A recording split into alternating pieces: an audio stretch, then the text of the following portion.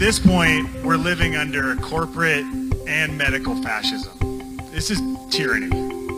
When do we get to use the guns? No, and I'm not, that's not a joke. I'm not saying it like that. I mean, literally, where's the line? How many elections are they going to steal before we kill these people? We have to be the ones that do not play into the violent aims and ambitions of the other side. They fear, let me say this very clearly, they fear us holding the line with self-control and discipline, taking over school board meetings. They're the ones that are willing to use federal force against us. And I know that people get fired up.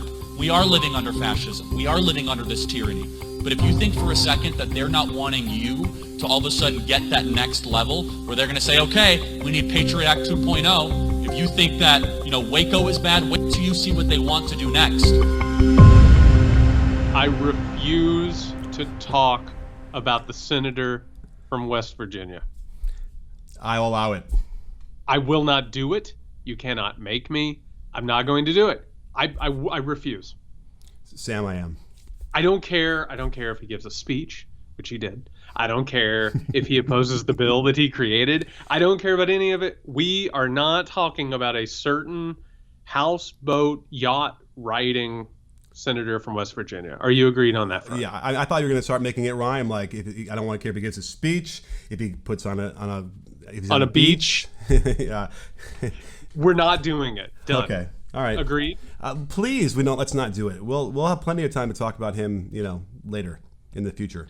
Don't do the thing that you do sometimes with the certain senator from Kentucky when you spring his name on me. Oh boy. Don't do the thing where you suddenly tell me that a certain senator from Utah live action role played as Ted Lasso and carried out his weird psychosexual fantasy with another senator from Arizona. Don't do it.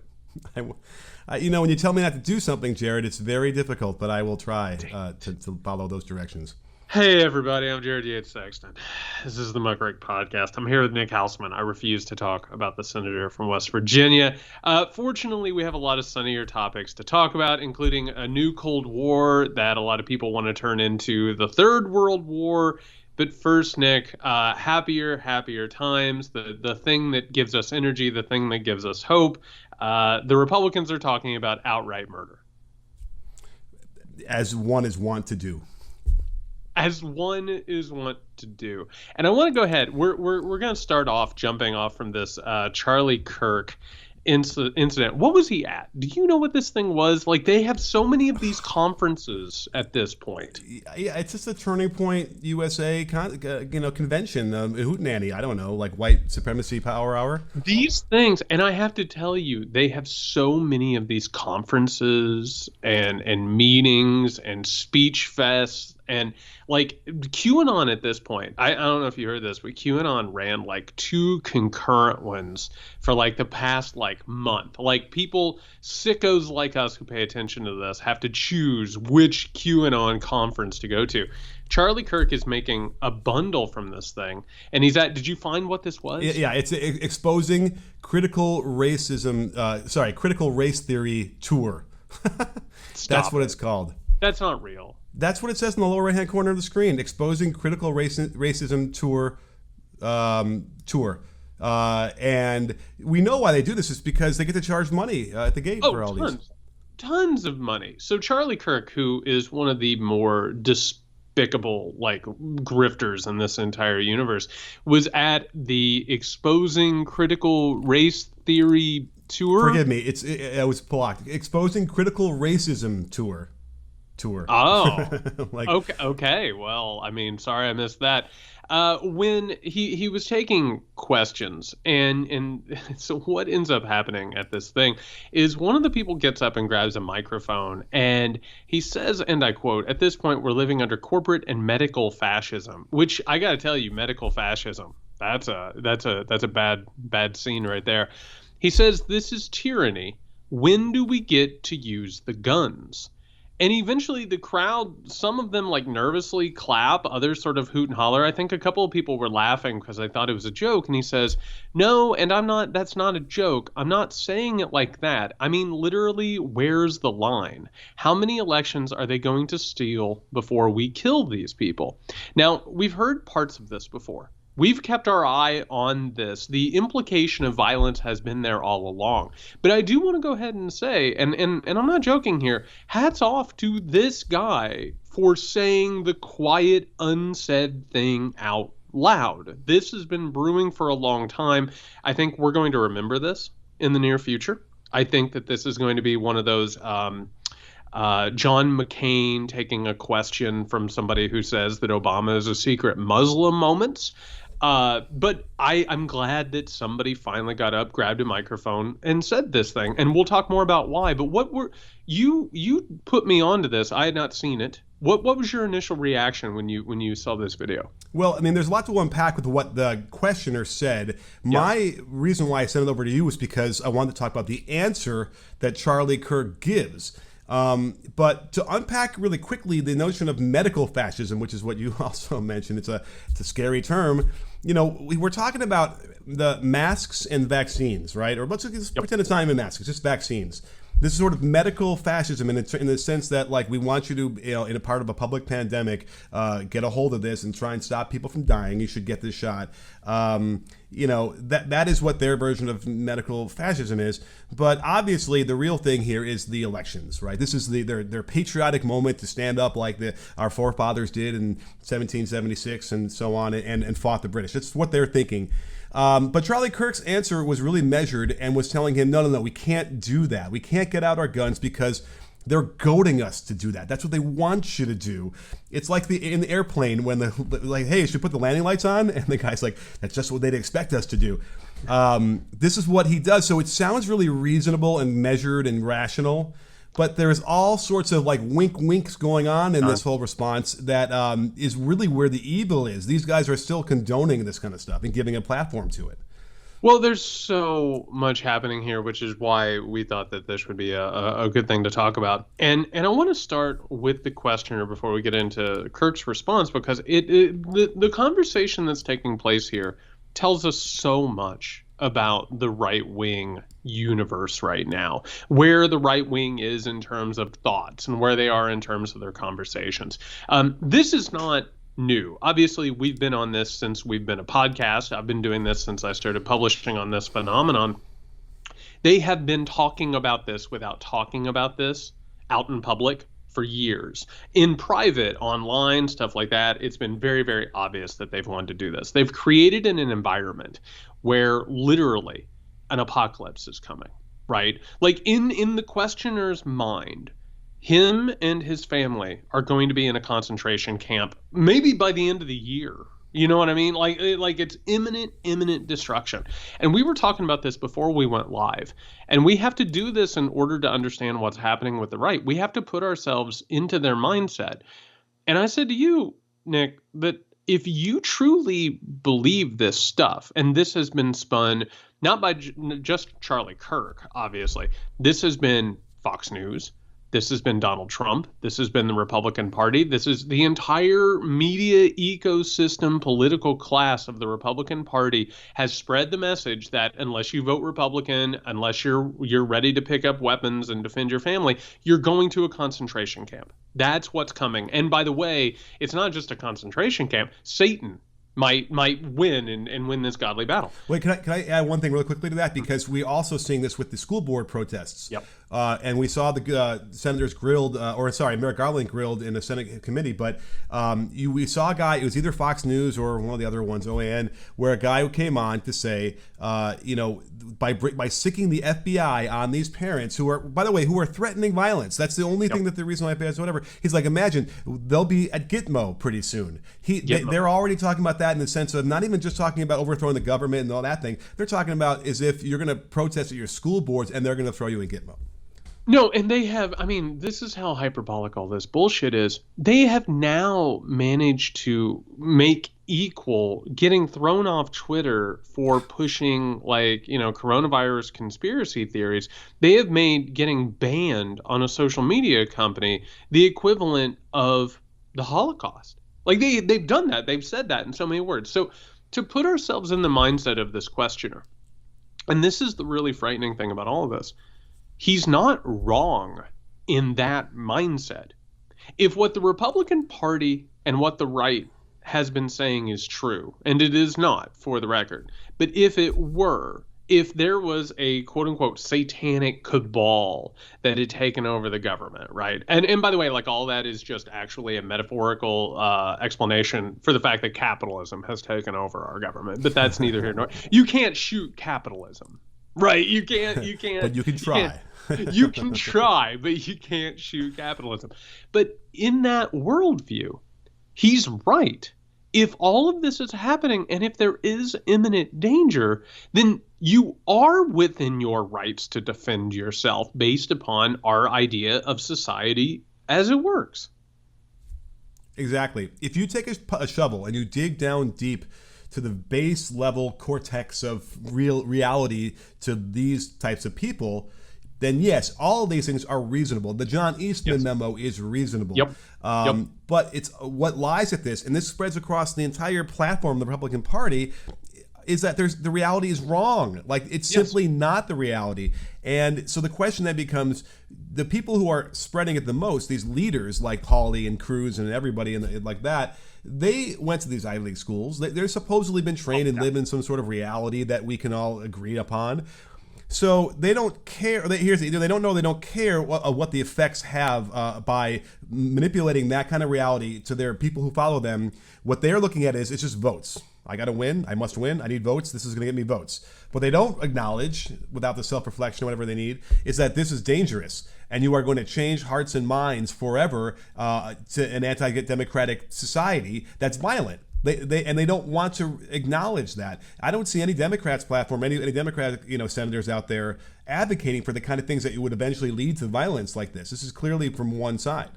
Well, and here's the thing: is, like, in the past they at least had, and by the way, like, everyone you're talking about is a quote unquote serious person, right? We'll get to Charlie Kirk here in just a second, but someone like a Ted Cruz or a Hawley, like, if they really had any deniability that what they were doing and what they were saying, like, was dangerous, January 6th, as they were being ushered out of the chambers, should have gone ahead and been the moment where they realized that they were not just playing with fire, they had invited fire into the house.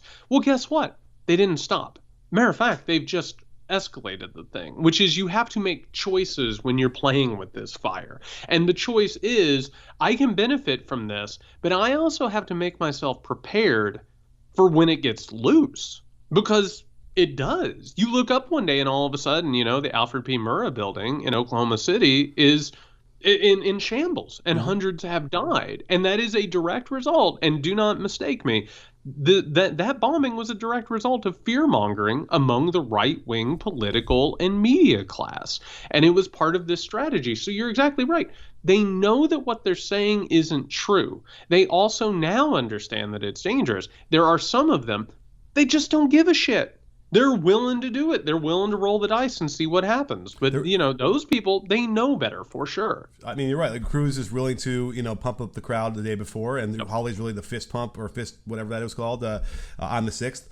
It also just shows you, like with President Trump, the Times is reporting some of the timeline stuff from January 6th. And it took him over 3 hours to really say anything to these people to either calm the situation down or stop it, which is just like, if that's not a smoking gun, then I don't know what is. Even when Kevin McCarthy is telling you, "Hey, we should dial this back a little bit," he won't. Then you're way beyond the red line. You should have done something way early. So, I think all these things are mixed together. Just indicates that the fact that they still have a party and they have enough people to support this.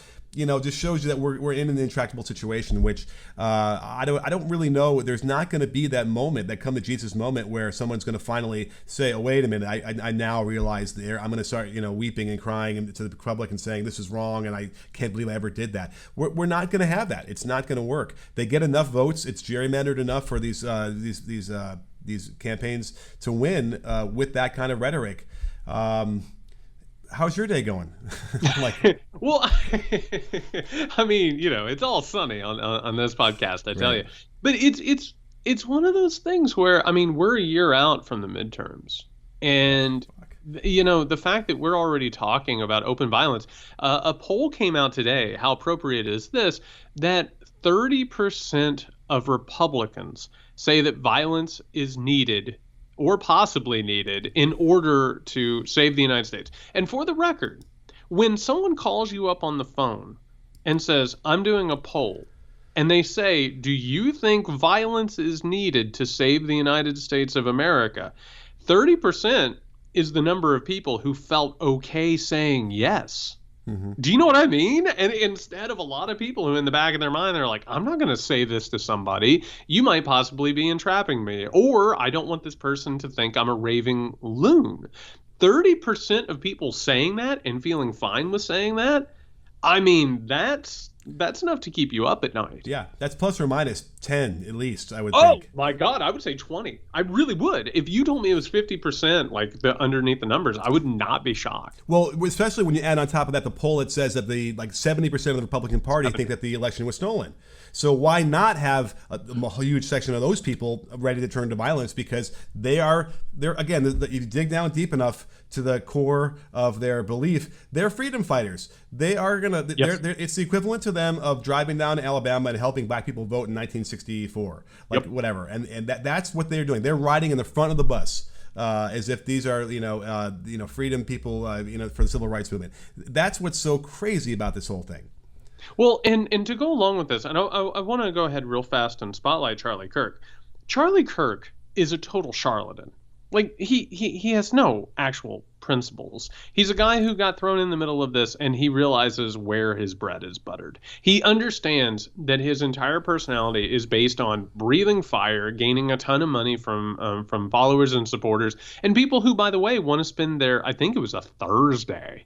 They wanted to spend their Thursday in a room listening to Charlie Kirk talk about whatever shit he's talking about. When he says, well, that's what they want us to do, there's twofold happening there. One, he's leaving a door open for if we get to the point where all of a sudden people decide, that they want to pick up a bunch of guns and they want to get really, really violent. He wants to be able to say, you know what, we've reached that point. All right, here we go. And let me tell you what, Charlie Kirk will get on that train, and he'll get on that train really fast. But because he's a grifter, he's not a real revolutionary. He doesn't want to say it and risk getting in trouble. The second thing, though, and this goes back to something we've talked about, they want to keep these people as close to the point of violence as they possibly can without having it run over. They want to be able to control everything without having the blood on their hands.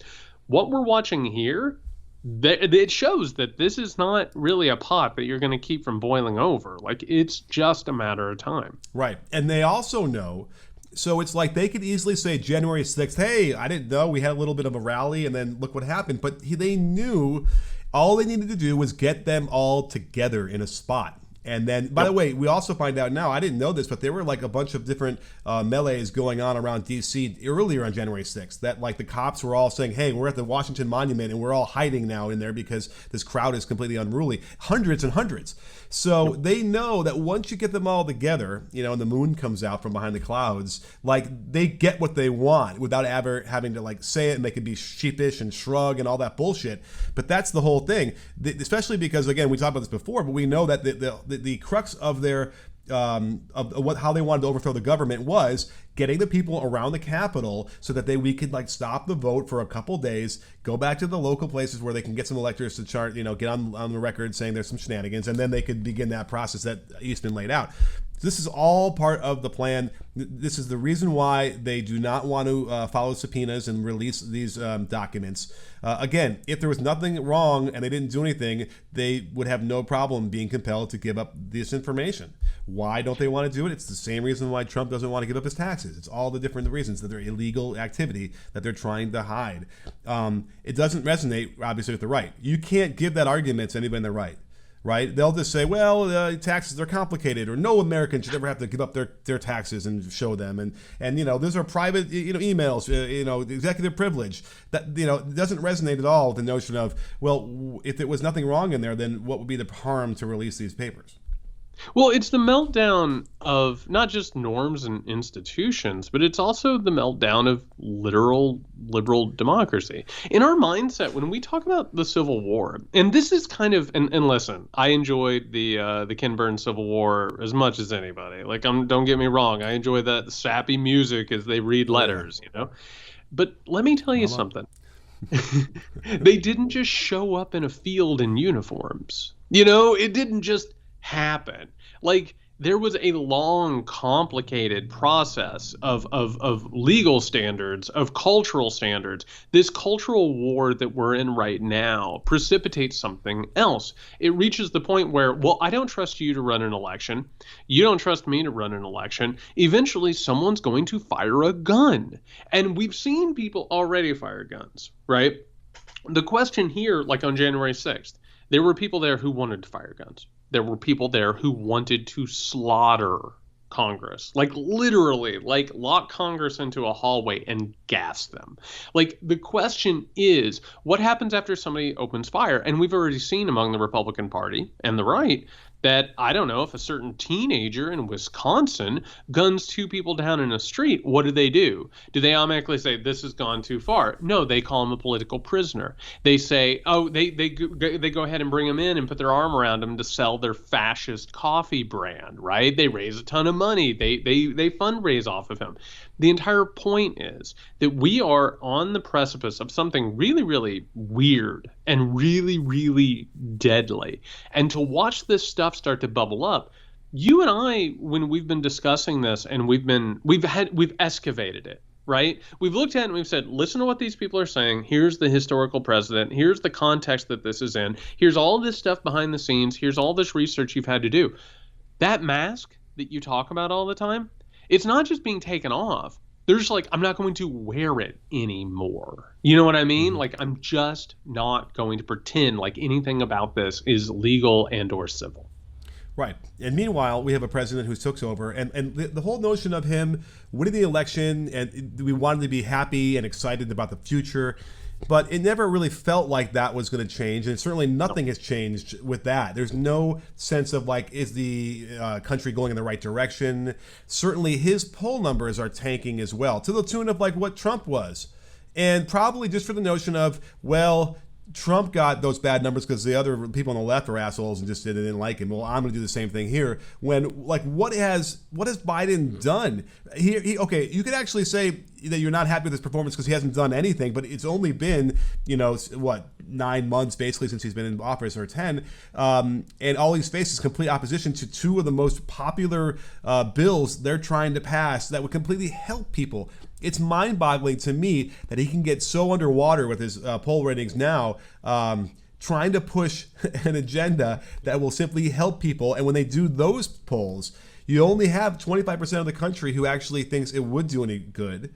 And you have more than that, 32% or so, who are completely against it, as if it wouldn't help them. When that's like, there's no way to objectively say that it wouldn't help most of the people that they're polling in the U.S. Well, it doesn't matter. I mean, because the presidency of the United States of America doesn't really exist anymore. I mean, let's be frank about it. Like, there are things they can do. There are executive actions. But for the most part, the president of the United States is either someone that you put up on your shoulders and you say, congratulations to us, or it's somebody that you put in the dunk tank at the fair. I mean, that's it. I mean, like, who wants this job right now? It's being absolutely destroyed. The government is bought and sold. Gridlock, by the way, is not accidental. I mean, like that certain senator from Kentucky that I almost went ahead and mentioned without bracing myself. Like, that's his entire political legacy. That's all that he's done, is it's created a government that is completely hobbled at the knees. So at this point, like, I get it.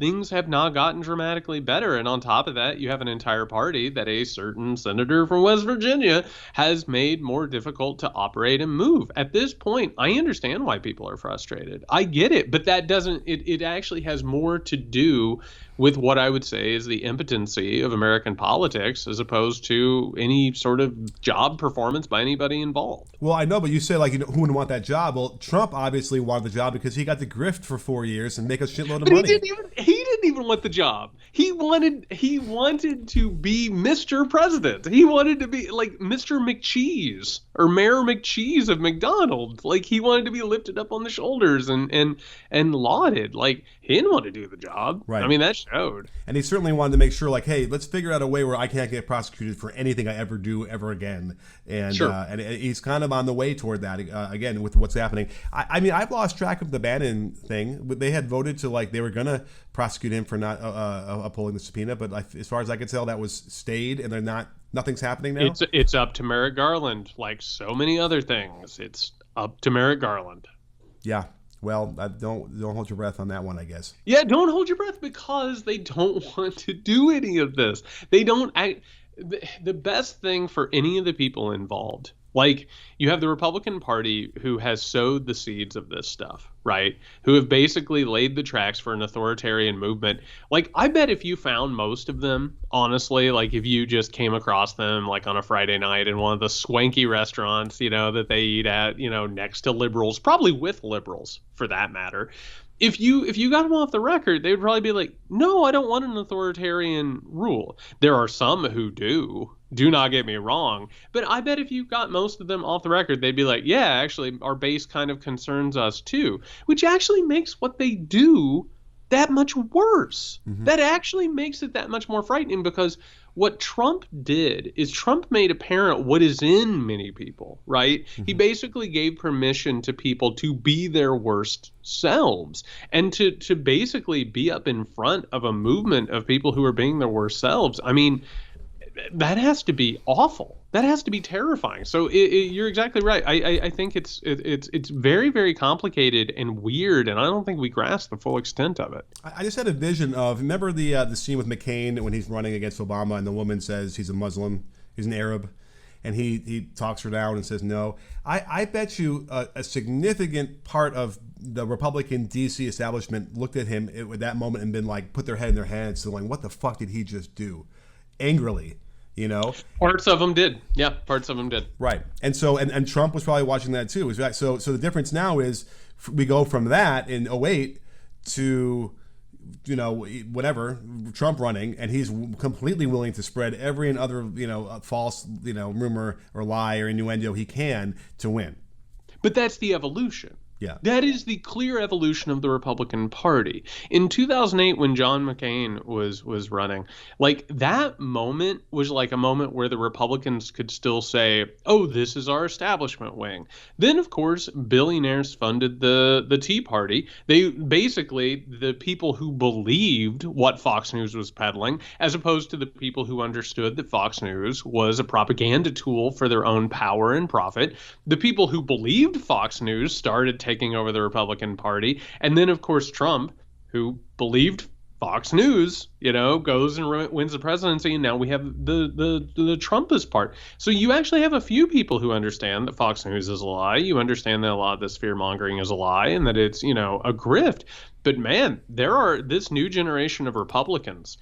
They are so grifty and they are so authoritarian in nature because they looked at the Republican Party and said, sign me up for that. Mm-hmm. Absolutely. I need to be part of where this is going.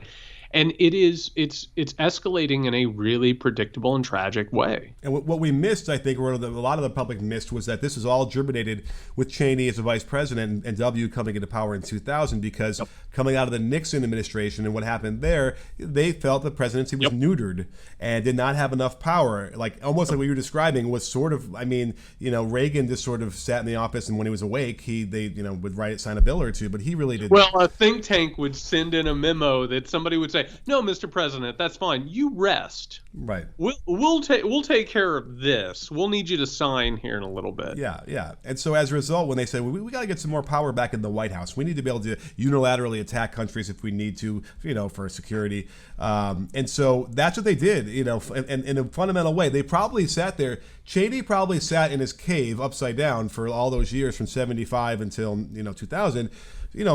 Like John Eastman, who's a smart person looking at the Constitution Constitution and figuring out, okay, these are the ways we can now take Yes. control of it. Yes.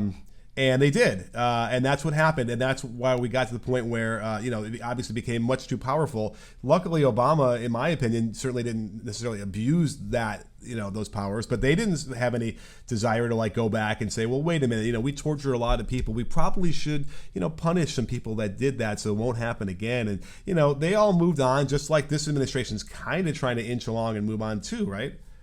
Well, and what you just said, and by the way, you just provided the perfect segue to the second segment of the show. Of course. For anybody who wants to, we like to show how the sausage is made. We like to pull back the curtain on this show.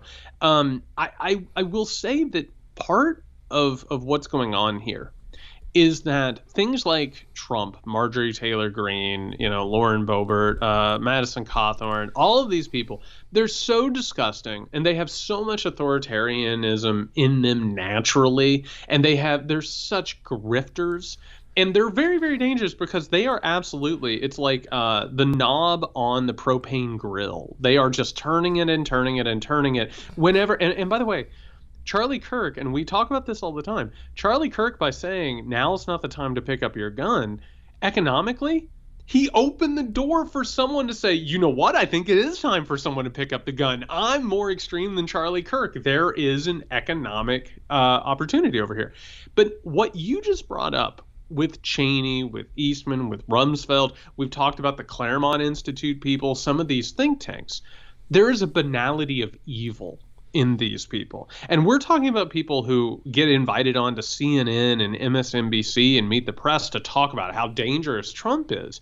But there's like this entire apparatus that has more or less weaponized not just the Constitution, but America's institutions in order to create massive power bases that are engaged in some of the most repulsive and disturbing actions in modern world history. Whose idea was it for the internet? Because can we go back? Don't you feel like that's like, when I look at Charlie Kirk, I just think, he never would have been anything without like the, social media. But Nick, you know what the answer is for who's responsible for the internet? Al Gore. No, the military. Oh. The military. Well, I mean, I think we can argue like, there's these professors in the 70s who were like talking to each other on a closed loop. Who were being paid by the military. Oh, is that right? Is this like Yes. a gang of function accusation that you're making about what they were No, doing? this is 100% actual history. Okay. So the origins of the internet, and again, another natural segue into this segment, the origins of the internet was the idea that we needed to have some sort of a communication system in place in case we got in a nuclear war. And so that's how all of a sudden we have this packet trading system that turns into the internet. The internet was literally supposed to be a part of national defense and pushed by the military. Oh, okay. Well, Yeah, interesting. and by the way, speaking of the original Cold War, we wanted to talk for a second about this just amazing article that showed up. And for the record, everything that we're talking about with radicalization, with people talking about picking up weapons and becoming like, digital soldiers and like overthrowing the government, that radicalization, that point of boiling over, we would not be near the point of boiling over if national security, geopolitical goblins, like we're getting ready to read, weren't pushing all of our money into defense projects, giving all of our money to defense contractors, and engaging in one massive war after another. So they want to do it again, Nick. It's time for Cold War II Electric Boogaloo. This is an article in The Atlantic called "What Will Drive China to War?" Now, Nick, before we jump into this and the people who wrote this and the idea behind this, because what I'm getting ready to talk about with people, you need to know, this is not for you. This is not for the people listening at home. This is not written for you. This is not aimed at you. This is written to tastemakers in Washington, D.C. This is written to people in power. This is written to other think tanks. This is written to other defense professionals. Nick, before we dive into it, I'm going to read that title to you one more time, and I want you to tell me what you think about this title. What will drive China to war? Well, it's really good SEO. If you're talking about, and that's all I do on my other side of the mic, which is figuring out good titles for videos and who's going to click on it. Well, this is a good title. You got China in there, which is probably a high value. You got war. War probably should have been in the beginning of the thing, by the way. The earlier it is, the better. But either way, it is just one of those, it's what's like the psychological effect is like where it's already sort of, leading us as if it's happening. It's going to happen. Nick, I don't know about you, but it's bringing me back to my elementary school days where all of a sudden an alarm sounds, you got to get underneath the desk. You know what's funny about that? Because obviously in those days it was the Soviet Union. Yes. China was probably an equal threat, but never really. I mean, okay, during Vietnam there was that element because they were funding the Vietnamese, North Vietnamese. But it's weird to me how, at least when you study it, China never bubbles up as high as the Soviet Union does as far as bad guy points. You know what? Special shout out to our good friend Richard Milhouse Nixon and Henry Kissinger for that very thing, which is that their idea of triangular diplomacy, which is, by the way, an example of what we're getting ready to talk about, basically made China our ally against the Soviet Union because you wanted to play major powers off of one another. So no, we weren't worried about China lobbing nuclear weapons in. We were worried about big bad Russia. Well, these people want to run it back. And I want to point out that what will drive China to war goes ahead and rhetorically says, who's going to cause the next world war? President Xi. Exactly. China is going to be the one that does it. And this is written, by the way, by Michael Beckley and Hal Brands. And I know everybody at home already knows about these two defense sector think tank sickos. So you don't need me to tell you about it. But I'm going to go ahead and give you a little bit of background. First of all, Michael Beckley. I'm just going to read his bio real fast, and then we'll get into an example of his work before this article. Michael Beckley is an associate professor of political science at Tufts University and a Gene Kirkpatrick visiting scholar at the American Enterprise Institute. Sounds like a lovely fellow. Yeah, lovely. The American Enterprise Institute, making the world safe for democracy. His research on great power competition has received awards from the American Political Science Association and the International Studies Association and has been featured by numerous media, yada, yada, yada. He's worked for the Harvard's Kennedy School of Government, the U.S. Department of Defense, and the good old Rand Corporation. So what do we know about Beckley so far? We know that he makes his money talking about possible uses of American hegemony, right? That's the entire purpose. It's to go into other countries, cause conflicts, overthrow democracies, and use their resources. Well, I want to give you a little peek at something. This is from Michael Beckley's book. It's called, are you ready for this title, Nick? I'm ready. Okay, I just want to go ahead and tell you the title, and I want you to get ready for the first paragraph that I'm going to read you from the book, because when I found this, I'm going to use a technical term here. It blew my ass off. Okay. It did. Okay, so this is from Michael Beckley's book, Unrivaled: Why America Will Remain the World's Sole Superpower. Okay, good title. How's that? How's that for a title? How's that? How's that feel? You like that title? Sure. It says it all. Okay, this is from chapter 1, Nick. I'm going to read you 2 paragraphs. First paragraph, or the name of the first title is, Why America? By most measures, the United States is a mediocre country. It ranks 7th in literacy, 11th in infrastructure, 28th in government efficiency, and 57th in primary education. It spends more on healthcare than any other country, but ranks 43rd in life expectancy, 56th in infant mortality, and 1st in opioid abuse. More than 100 countries have lower levels of income inequality than the United States, and 12 countries enjoy higher levels of gross national happiness. What a shithole, am I right? Oh, amen to all of that. There's no untruth there. But Nick, let me ask you something. What do you think this second paragraph is going to say that our strength is? Our strength is democracy? It's absolutely democracy, which is why he says, yet in terms of wealth and military capabilities, the pillars of global power, the United States is in a league of its own.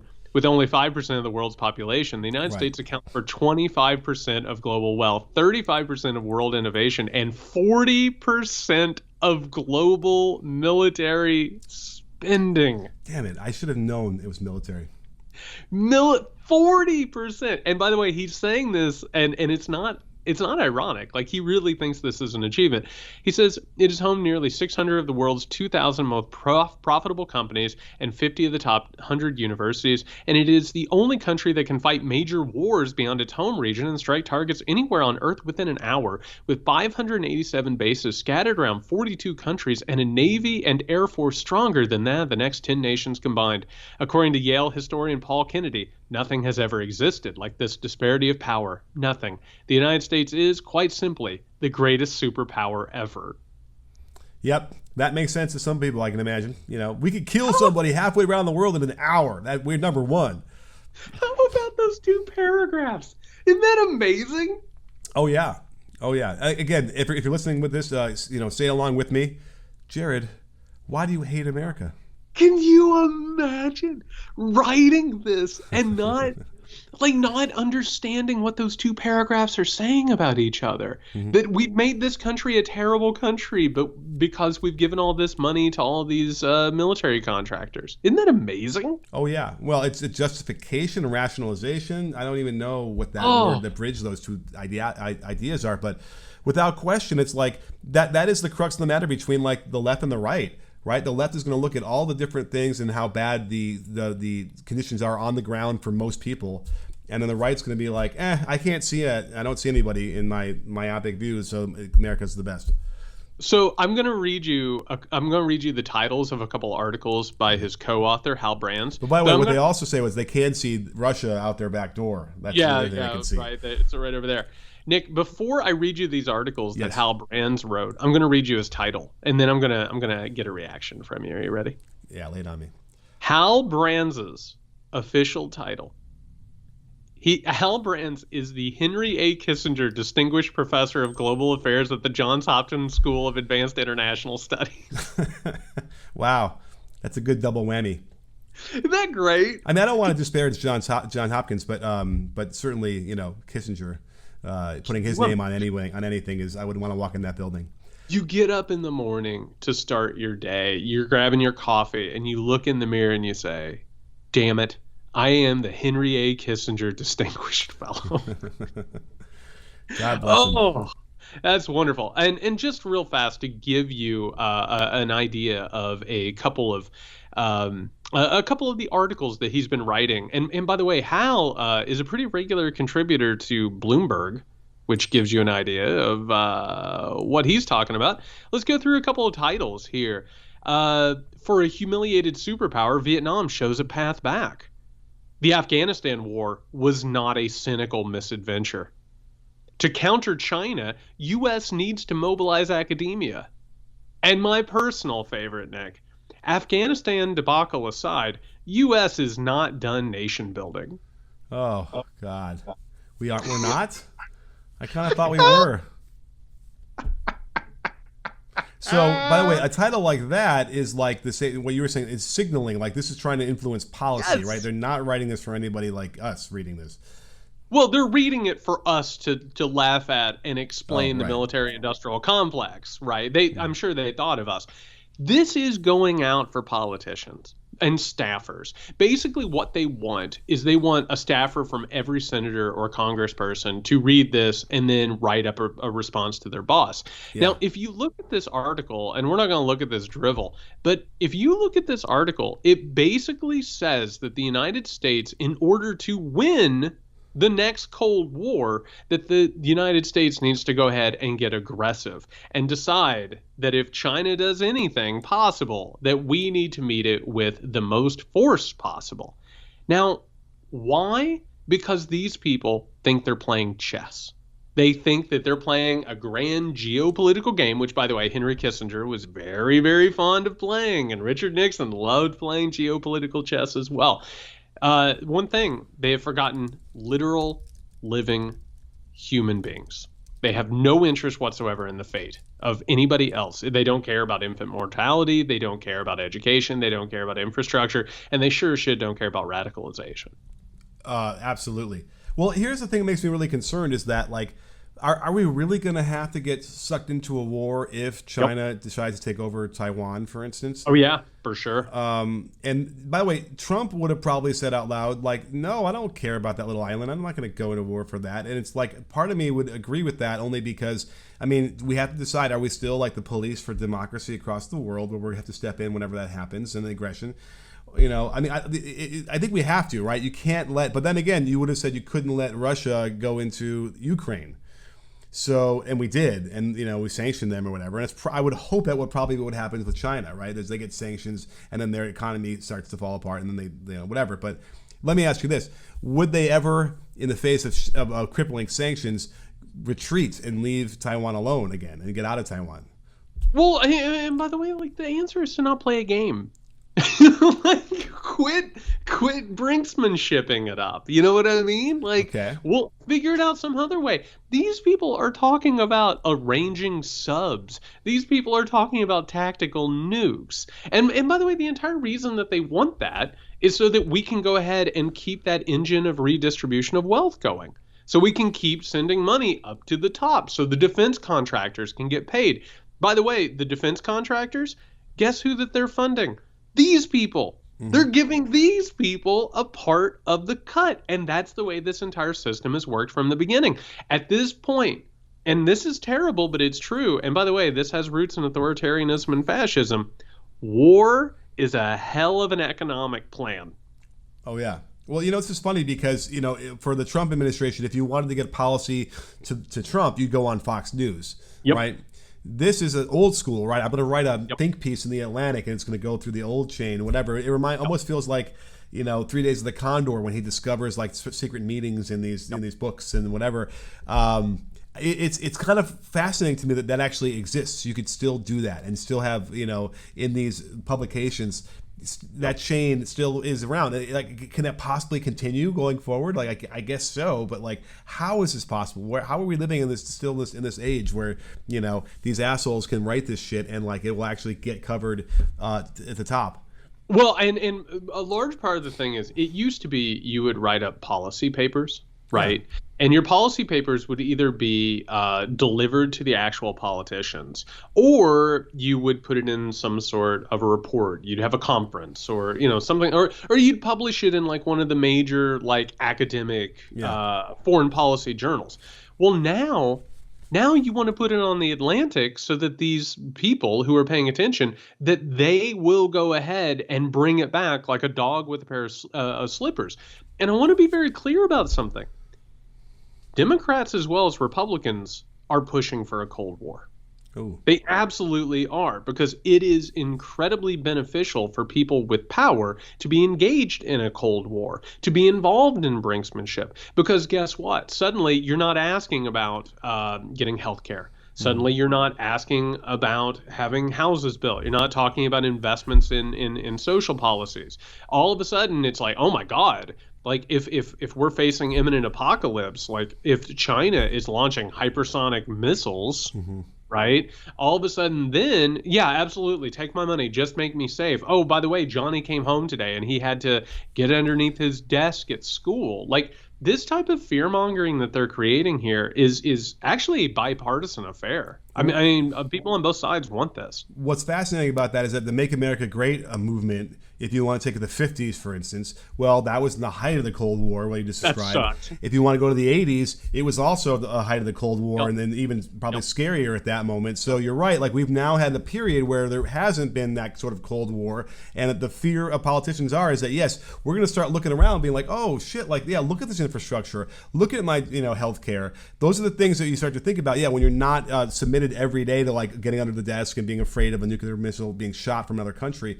So that makes a lot of sense that all of a sudden, like, they're trying to fill a vacuum here by like, well, but by the way, why wouldn't North Korea be the one that everyone's mongering about then? Because they're the ones who are, you know, is mongering, I guess fear mongering. I'll make sure that read that phrase right.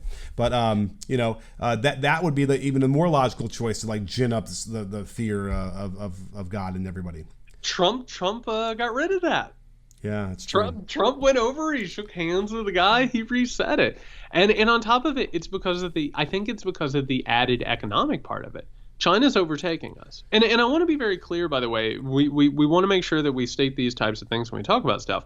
I'm not a China apologist. The shit that they've done to like their Uyghur population is disgusting.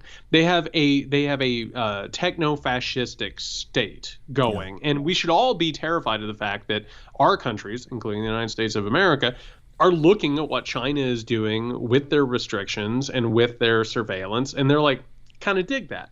I also want to point out that for the next few years, if this Cold War that these people are just slobbering over, if they get it, every time that you or I or one of our listeners talks about the need to invest in education or healthcare or anything, you're going to get called a communist. Oh. And I want, or a China lover or a traitor. And for the record, China's not actually communist.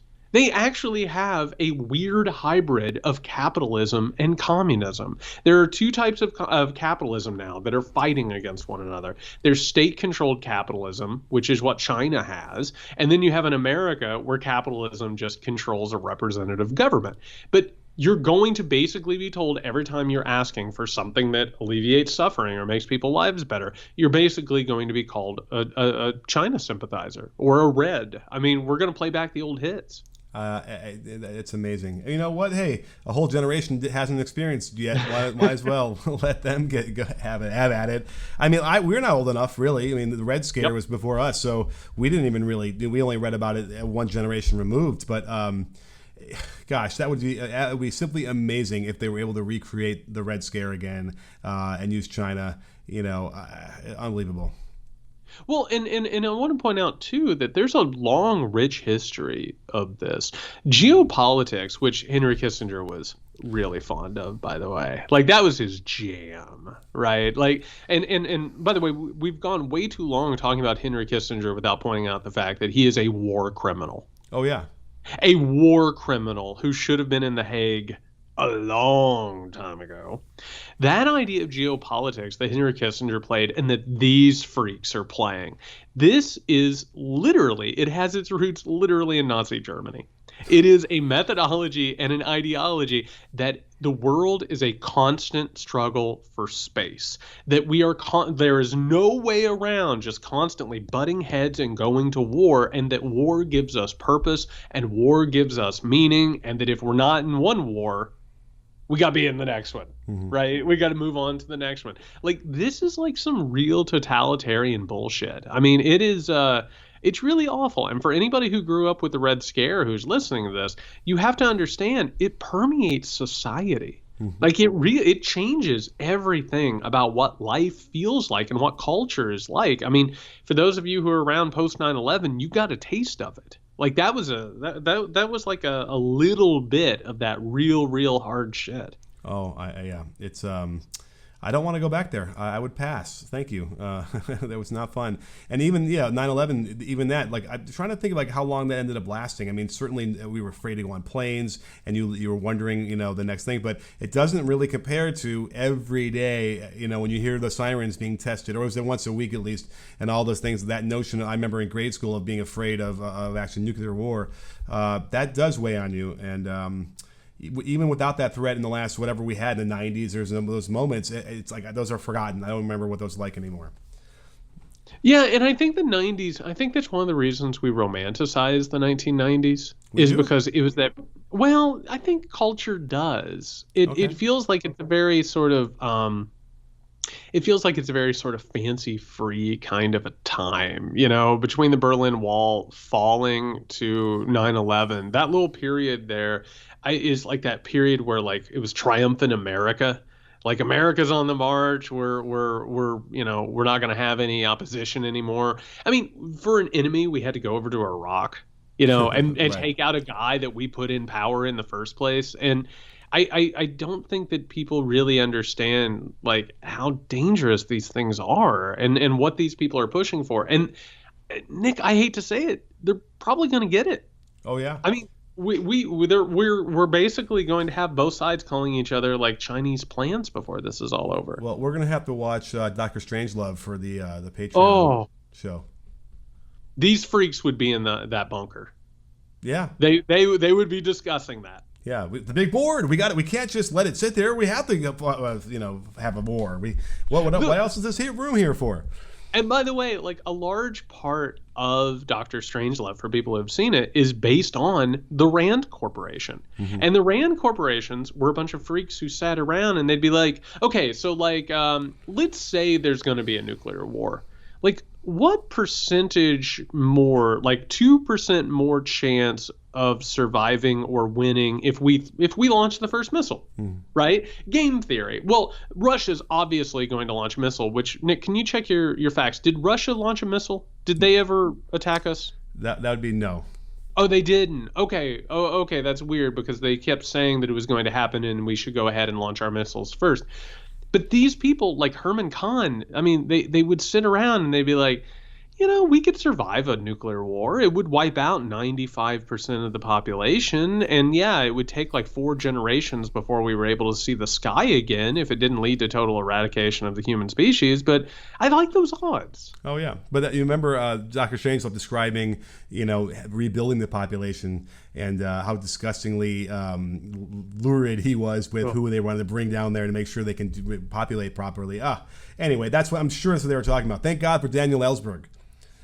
Yeah, and that's the thing. It's like we it's almost like we got out of a cave and like we got out and now they're just like, you're going back in the cave. Yeah. Like we're gonna go that route, and like everything that we've talked about, from radicalism to radicalization, authoritarianism, this stuff is like it's like super, manure and fertilizer. Oh, yeah. Like you pitch that on and it's a whole different ballgame at that point. Yeah. And by the way, there's a sprinkle of like the Matrix and the third Matrix too, when you realize they've been reliving the same history over and over again. It's like, yes.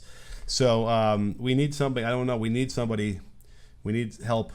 Somebody's got to come in here and change the whole narrative somehow. Somebody has to give some sort of a solution that is new. Somebody has to come in and say, this is the direction we can go in. And by the way, I don't know how you feel about it. I think I do. But it involves investing in people and giving some sort of a positive direction, as opposed to going back to Charlie Kirk and this weirdo who asked him about killing people. Like, oh, they're coming for us. Mm-hmm. And if we don't do something right now, they'll come to your home. They're going to take you. It's going to be, what is the one with Red Dawn? Yeah. It's like you're going to look out your window one day and Soviet paratroopers mixed with Cuban legions are going to suddenly land on your football field. Like that over time has real consequences. Like it really messes with a society. It just seems like someone needs to come in and say, listen, we're going to save the planet and the and the environment, and it's going to make a shit ton of money for us. A ton of money. That's all I have to sell. And then we'd be on our way. 100%, and I have to tell you, like the scenes that are coming out of this summit about climate change, I don't know if you saw this picture. It's like all of the world's major leaders, they're in front of a fountain and they're all flipping coins into a fountain and wishing that they could solve climate change. And I have to say 2 things.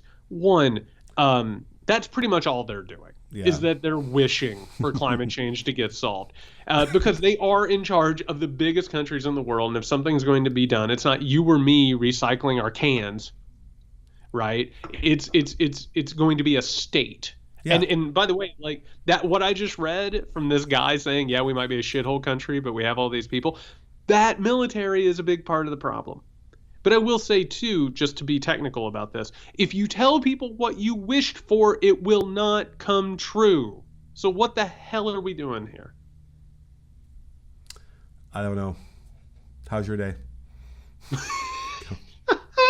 All right, on that note, party people, we hit all the best notes today. That's wonderful. We are going to be back on Friday with our Weekender edition in order to gain access to that and some of our best shows. I truly believe that. Absolutely. And support the show.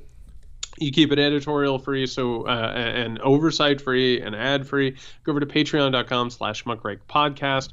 Again, we'll be back on Friday. If you need us before then, you can find Nick at Can You Hear Me SMH. You'll find me at JY Sexton. Still, I'm not going to mention that senator from West Virginia. Stay safe.